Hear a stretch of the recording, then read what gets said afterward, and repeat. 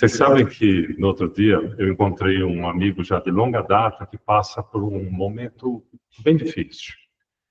E, conversando com ele, ouvindo o que ele estava dizendo, meu primeiro instinto foi dizer: você ora? Você costuma fazer uma prece curtinha, não precisa ser nada, né, comprido, não, uma prece curta, de agradecimento, ou para pedir? Ele falou: não, eu não faço prece nenhuma, não sou muito ligado nisso. Ele usou até ser ligado nisso de fazer prece. Eu falei: olha, eu te conheço há muito tempo, conheço a sua índole, o seu caráter, sua forma de ser, sua forma de tratar as pessoas, e eu posso te afirmar o seguinte: no seu trabalho, você ajuda as pessoas. Como você já tem uma certa experiência, você ajuda principalmente os mais novos, que têm muita energia, mas não têm muita experiência ainda. Ele falou: claro, claro que eu ajudo. É da minha forma de ser, eu faço isso.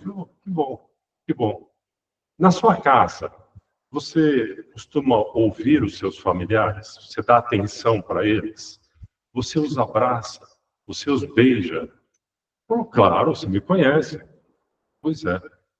E vou além ainda, além do trabalho, da sua casa, eu sei que você joga bola, né? E até jogando bola você é cavalheiro, né? Porque você não é daqueles que dá pontapé em todo mundo. Tem gente que dá tanto pontapé que acerta até o espírito do adversário, né? Eu sei como você é. Você pode até fazer uma falta, mas você faz com carinho, não é isso? Ele falou: pois bem, você está fazendo prece toda hora. Bom, eu não entendi. Olha, é simples. Nas suas palavras, o que você acha que é uma prece? Não sei. Eu acho que uma prece é uma aproximação com Deus. Bom, bem colocado, uma aproximação com Deus, bem colocado. Quando você faz o bem do jeito que você faz, o que você acha que está acontecendo entre você e Deus? Eu falei: acho que eu estou me aproximando dele. Então, junta uma coisa com outra, é uma forma de fazer uma prece, praticar o bem. Então, toda vez que nós praticamos o bem, nós estamos fazendo uma prece de um outro jeito, né? Mas é de um jeito que nós também fomos ensinados por Jesus, que é amar o próximo, praticar o bem, fazer benevolência. Então, toda vez que eu vou nesse caminho, eu estou indiretamente fazendo uma prece. Mas eu continuei dizendo para ele o seguinte: mas apesar de você já fazer sua prece, eu recomendo que você tenha por hábito orar rapidamente, não precisa ser demorado.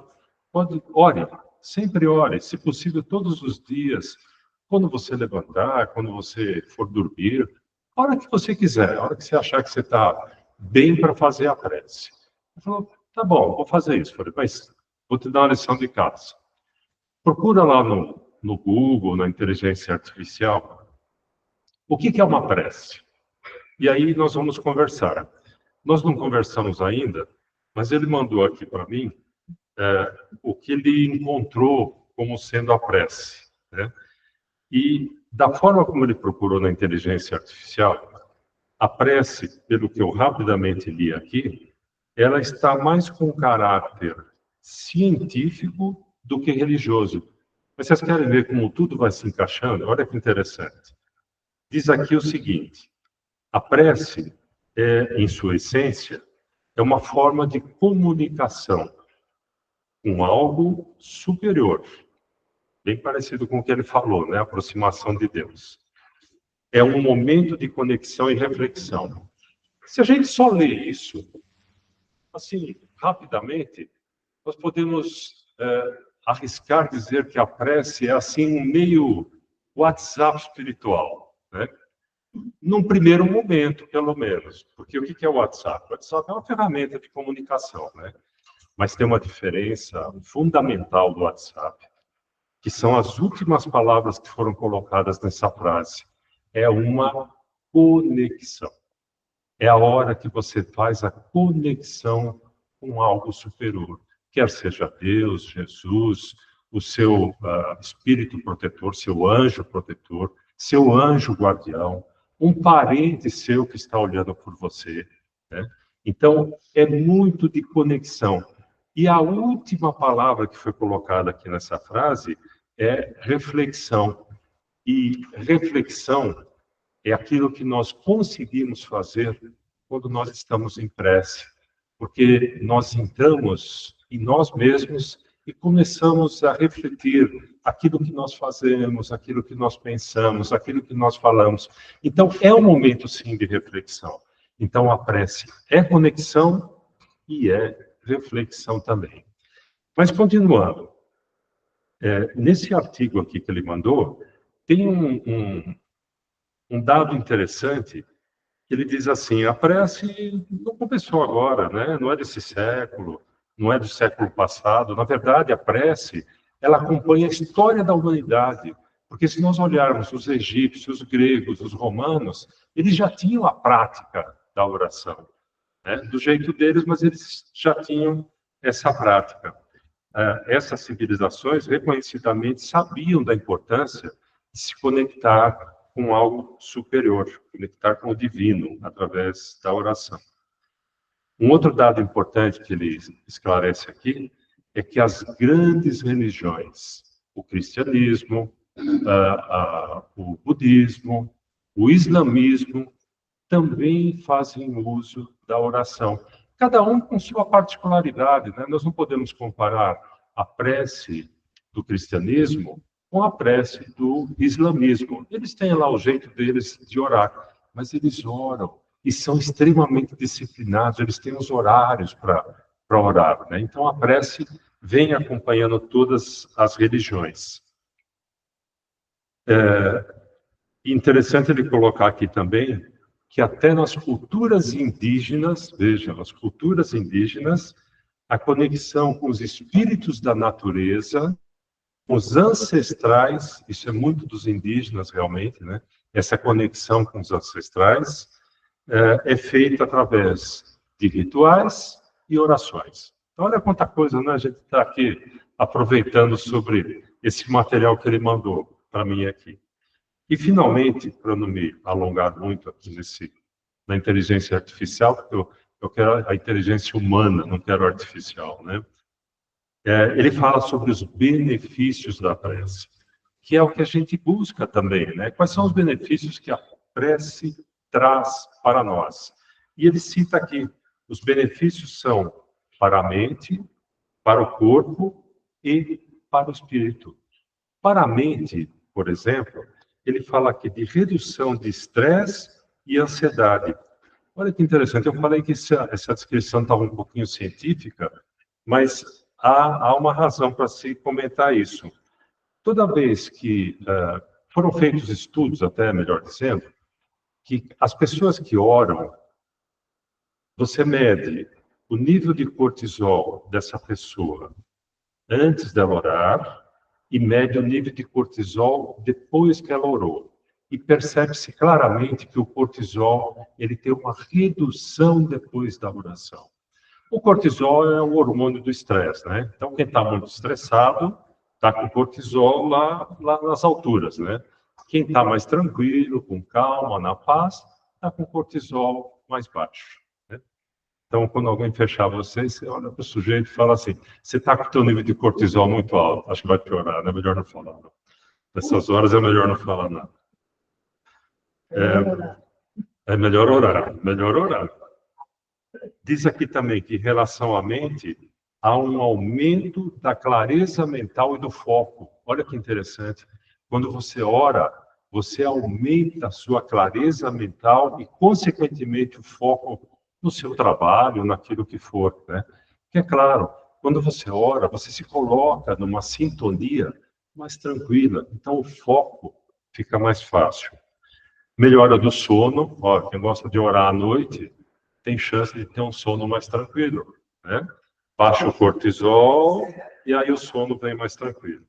E o fortalecimento da autoestima e resiliência. A autoestima melhora a partir do momento que você vai se conhecendo melhor. Então, com isso, a tua autoestima vai melhorando. E a resiliência, que é essa nossa capacidade de suportar as provas e não desistir, como a Eunice falou no começo aqui. Sobre o corpo, ele cita aqui, ó, fortalecimento do sistema imunológico. Nós ativamos algumas partes do nosso corpo quando nós entramos em oração, e isso melhora o nosso sistema imunológico. Redução da pressão arterial. Sem dúvida, você entra naquela fase zen da oração, né? A sua pressão arterial também é reduzida. Assim como alivia a dor crônica, dores crônicas podem ser também tratadas através desse estado de prece, e melhora a saúde cardiovascular. Olha quantos benefícios a prece nos traz, né? E para o espírito? Olha, para o espírito, essa conexão com algo maior, de imediato, é um grande benefício, né? Porque nós nos colocamos ligados ao plano maior. É um sentimento de propósito. Nós começamos, a partir do ponto que eu vou me entendendo, o que eu penso, o que eu sinto, eu consigo entender melhor qual é o meu propósito de vida. Por que eu estou aqui? Né? O que eu posso fazer para melhorar? Além disso, o aumento da compaixão e empatia. Olha aí os ensinamentos, né, dos mandamentos. É dito no mandamento, amar o próximo como a si mesmo. Como é que você faz isso? Através da compaixão e da empatia, entendendo o problema do outro, se colocando no lugar do outro. E, finalmente, paz interior e bem-estar, que é o que a gente mais quer, né? O que a gente quer? A gente quer paz interior, quer sossego, quer viver uma vida tranquila, fazendo bem, mas estando bem, principalmente. Bom, já vi que nós vamos ter uma conversa boa aqui quando ele voltar a conversar, né? Tem bastante coisa aqui. Mas eu quero conversar um pouquinho mais com vocês sobre a parte mais religiosa da prece também.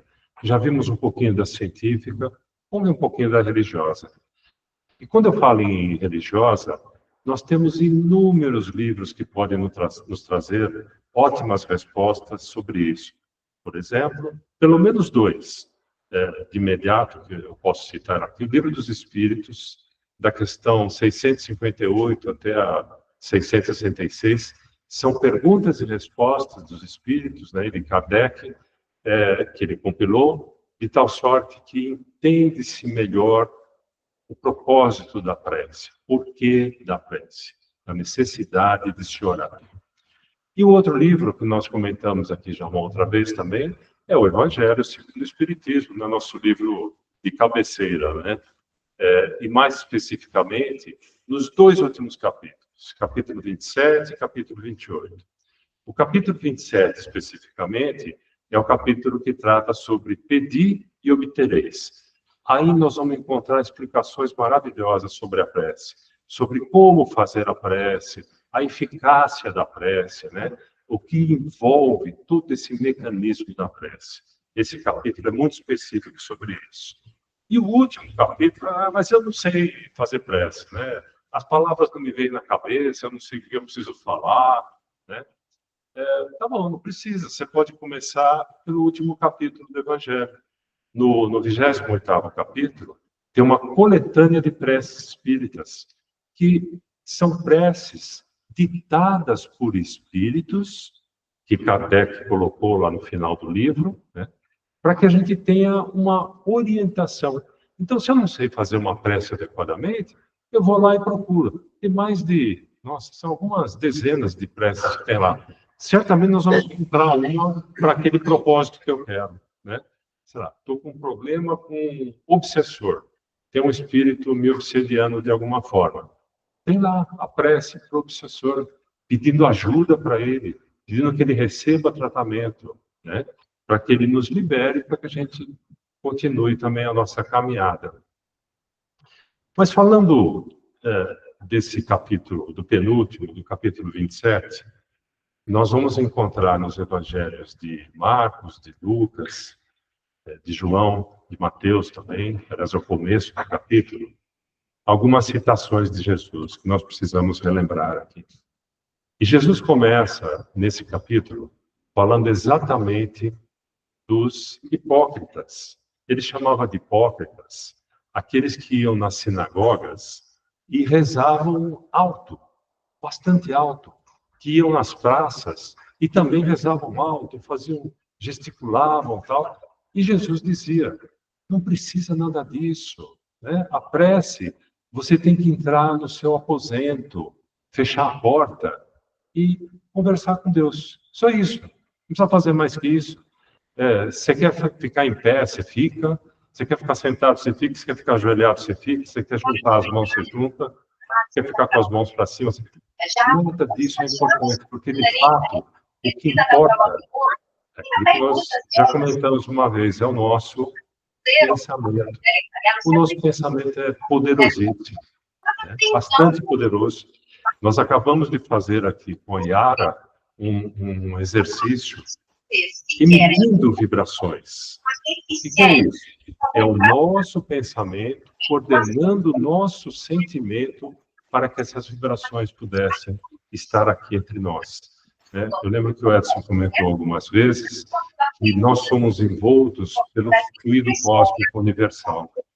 O nosso pensamento, que tem uma componente eletromagnética, ele consegue, como energia, fluir por esse fluido que preenche todos os espaços, aqui no Naefa, no Ipiranga, em São Paulo, no Brasil, na nossa terra e no cosmos como um todo. Por isso que os pensamentos são extremamente rápidos na viagem deles, né? Eu não entendo esse negócio de como é que o pensamento pode caminhar por esse tal de fluido. É só a gente lembrar do ar que a gente respira. A gente não vê o ar, né? Não pega o ar. Mas tem que entrar numa câmara onde o ar é retirado, fazer vácuo nessa câmara. Primeiro, vocês não vão ouvir o que eu estou falando aqui, né? Porque o ar, o som, ele precisa do ar para chegar onde ele vai atingir, que são os nossos ouvidos. Além disso, se não houver ar, nós não respiramos, né? Então, o ar está aqui, presente, e nós não vemos, não sentimos, não pegamos, né? Mas ele está aí, presente. Sobre o aposento, Jesus falou: entre no seu aposento. Bom, seria se ele tivesse falado, vai para a cozinha rezar, passa um cafezinho, né? Um pãozinho lá, mas ele não falou isso. Ele falou aposento. E ele não se referiu ao aposento, o nosso quarto de dormir. Mas ele se referiu ao aposento dentro de nós. Aquele lugar mais íntimo dentro de nós. Aquele lugar onde só nós entramos. Só nós temos condições de chegar nele. E é aquele lugar onde nós vamos poder conversar conosco para poder conversar com Deus. É aquele lugar onde nós conseguimos entender um pouquinho mais de nós, né? Como eu disse no começo, como nós pensamos, qual que é a nossa reação a uma determinada ação, né? O que nós falamos normalmente, se está adequado ou não. É a autoanálise, é o nosso autoconhecimento. Então, é nesse aposento lá dentro que Jesus convida qualquer um para começar a orar.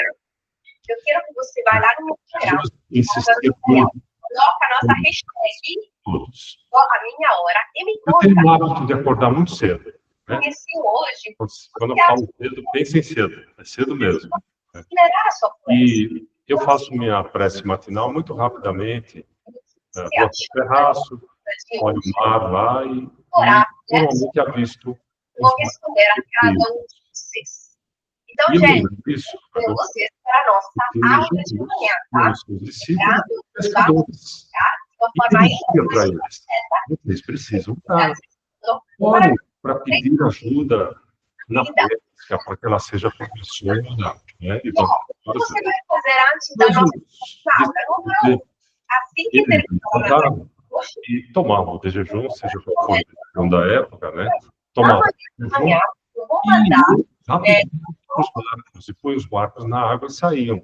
Só não saíam porque Jesus não estava lá. E aí começavam a procurar cadê Jesus, né? Cadê Jesus? Olhavam lá para o morro, para o monte. Jesus você vai baixar esse material. Muito antes deles. Então, para mostrar para os pescadores você vai se preparar para a nossa aula de amanhã. E aí, vou deixar agora você de alunos que ficaram, né? Você está conhecendo os nossos problemas.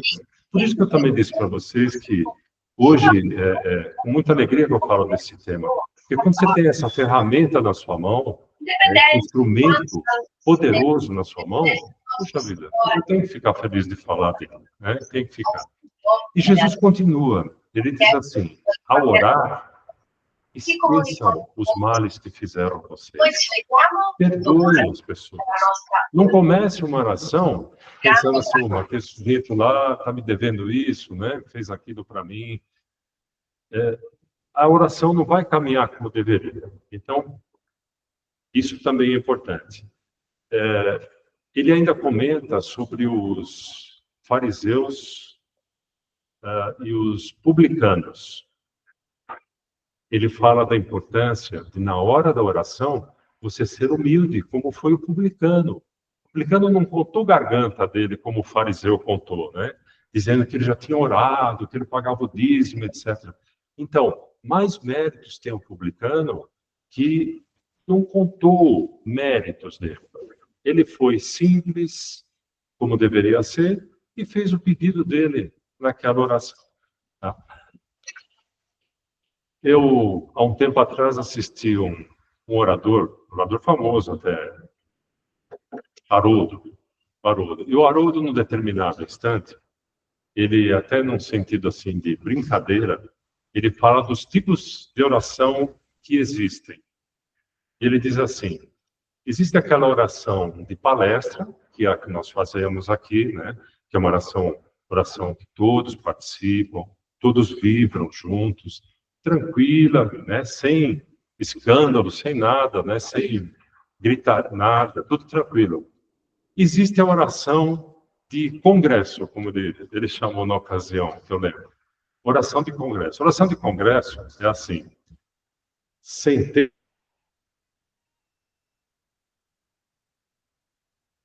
o microfone, faz aquela voz de locutor de rádio do interior que vai tocar música romântica. Então ele faz aquela impostação de voz e começa dizendo, né? Meus irmãos, estamos aqui reunidos, se Deus não soubesse que todo mundo reunido ali, né? Não precisava nem falar isso. E nós vamos assistir algumas palestras hoje, aqui na EFA, na Rua do Manifesto, 1409, no Ipiranga, São Paulo. Como se ele estivesse passando as coordenadas para Deus colocar no GPS dele e vir até aqui. Quer dizer, há certas coisas que não têm sentido, né? É claro que isso é uma brincadeira que ele fez, né? Que eu estou repetindo aqui, mas é o tipo da coisa que não tem sentido. Não precisa, Deus está aqui conosco, né? Nós não precisamos e nem fazer impostação de voz, nem nada disso. A prece é uma coisa simples, como tem que ser realmente, bastante simples. Mas eu falar de prece e não mencionar uma prece é um pecado, né? Então, eu vou mencionar uma prece. Aliás, às vezes, né, eu até comentei agora há pouco, a gente fala assim, não sei fazer uma prece. Tem preces belíssimas. Tá? Prece de São Francisco. O Pai Nosso. O Pai Nosso é de uma beleza ímpar. Ímpar. É uma coisa maravilhosa, né? E o Pai Nosso, nesse último capítulo do Evangelho segundo o Espiritismo, vocês vão encontrar a explicação do Pai Nosso, frase por frase. Tenham paciência de ler, vendo as explicações, porque a prece, no final da história, é isso, né? Não adianta eu ler uma prece maravilhosa se eu não estou nem prestando atenção no que eu estou falando. Eu preciso saber interpretar o que ela quer dizer, né? E eu trouxe uma prece aqui, deixa eu ver se eu encontro aqui rapidamente.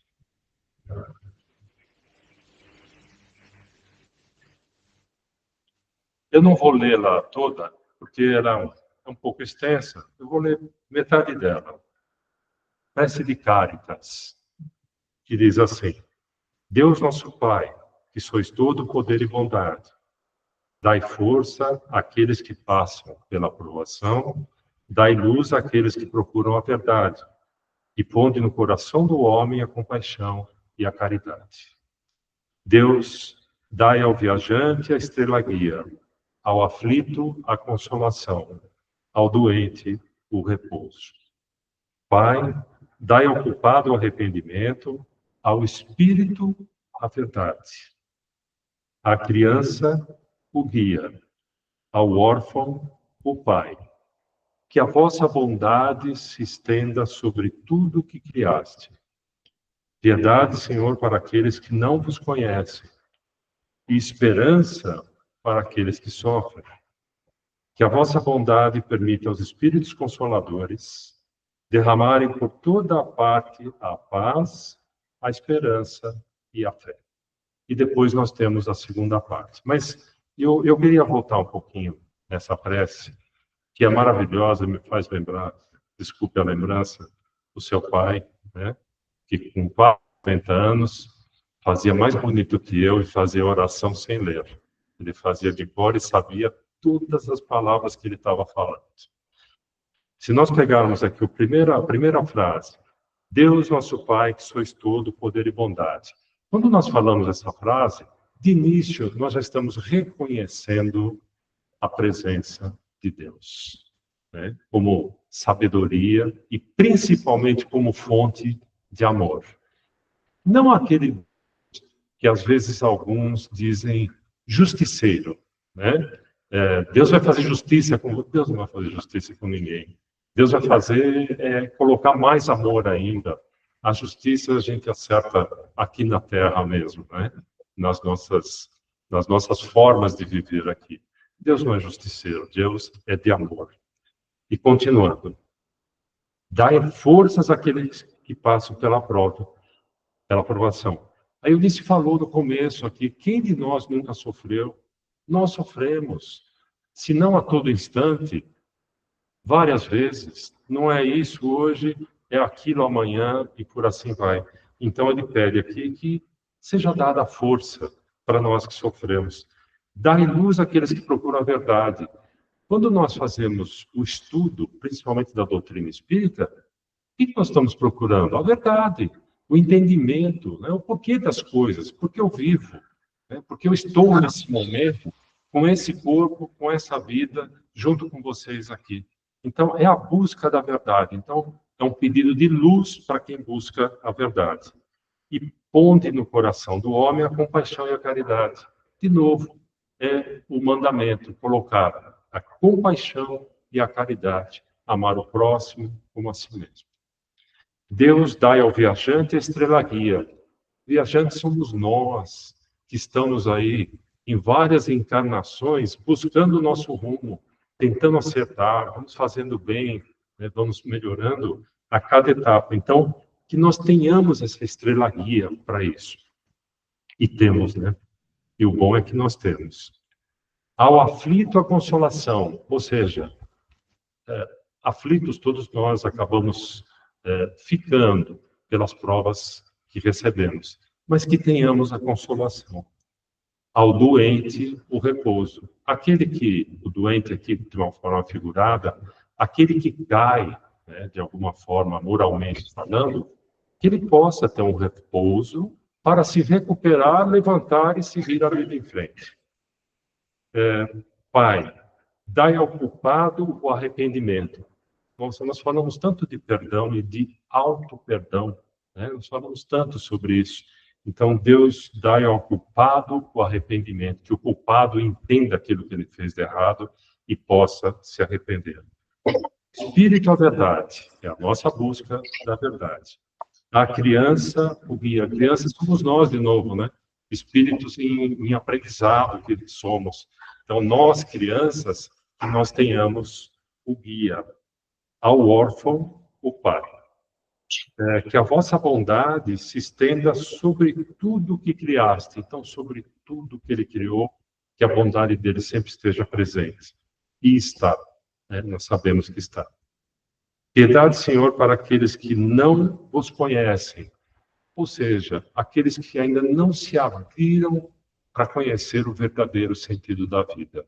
E não conhecem, e não acreditam em Deus. Piedade, Senhor, para aqueles que não vos conhecem, Esperança para aqueles que sofrem. Os que sofrem precisam ser resilientes, precisam ter esperança, fé. Que a vossa bondade permita aos espíritos consoladores derramarem por toda parte a paz, a esperança e a fé. Nós comentamos algumas vezes dos espíritos tarefeiros que estão trabalhando por nós, né? Todos nós temos um guia, um espírito protetor. Além disso, tem outros espíritos trabalhadores, como, por exemplo, os que preparam esta casa e que mantêm esse equilíbrio que nós estamos percebendo agora. São todos trabalhadores. Então, que todos possam derramar sobre a terra a paz, a esperança e a fé. Essa é a prece de Caritas. Eu sou meio fã dessa prece, né? Meio inteira. E para encerrar, nós já estamos no nosso horário, eu trouxe uma pequena, claro que temos de prece, então eu trouxe uma pequena prece. Eu busquei essa prece numa das comunicações de Chico Xavier, do Parnaso Além Túmulo, de autoria de Alta de Souza. Ela é muito curtinha, mas é uma prece muito linda. E diz assim: meu irmão, tuas preces mais singelas são ouvidas no espaço ilimitado. Mas sei que às vezes choras, consternado, ao silêncio da força que interpelas. Volve ao teu tempo interno abandonado, a mais alta de todas as capelas, e as respostas mais lúcidas e belas hão de trazer-te alegre e deslumbrado.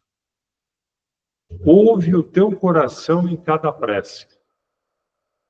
Deus responde em ti mesmo e te esclarece, com a força eterna da consolação.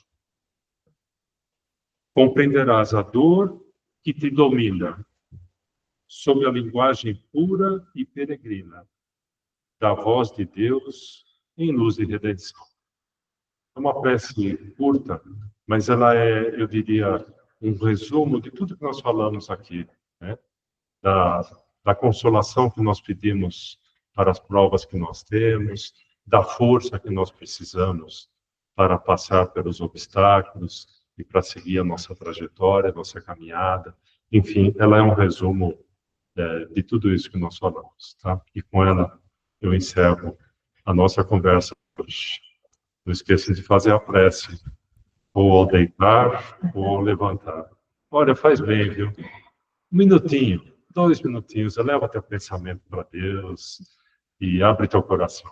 Vocês vão ver que as palavras vão sair assim, com muita facilidade, agradecendo, pedindo a proteção, seja o que for, faça uma prece. Muito bem, é o que eu vou falar para esse meu amigo aí. Agora que ele já pesquisou inteligência artificial, que ele já sabe a ciência do negócio, agora ele vai ver a parte religiosa.